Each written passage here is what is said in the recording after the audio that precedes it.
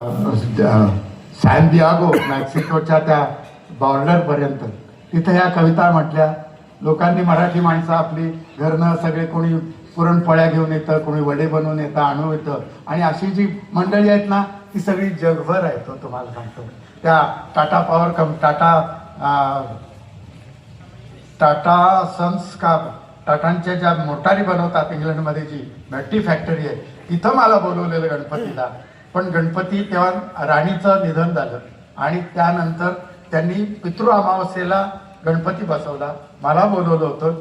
100-150 लोक, 250 लोक फेटे घालून, कोल्हापुरी फेटे घालून, आणि जवळजवळ 40-50 ढोल ढिडीपांग म्हणत सबंध अशी मिरवणूक काढलेली, आणि ती ब्रिटिश मंडळी सगळं ते बघत होती. तुम्हाला सांगतो, हे जे मराठीचं कौतुक आहे ना, ते इथे पेक्षा बाहेर जास्त बघायला मिळतं.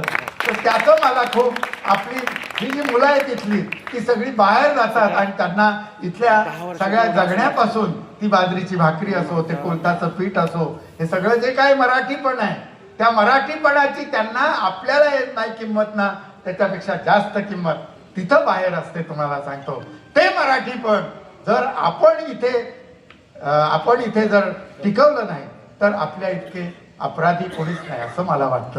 म्हणून मी तुम्हाला भीक मागतो. खरंच सांगतो, मराठीच्या दारी कार्यक्षण भरी, लाज वाटे का रे माऊलीची, दारावर पाटी मराठीत लावू, भाजीपाला घेऊ मराठीत, नाक्या नाक्यावर मिळावी भाकर, सुटावा पापुद्रा मराठीचा, आणि बऱ्या बोलाने गा बोला मराठीत, तुकयाचे हाती सोटा आहे, तुकयाचे हाती सोटा आहे. वाह वाह.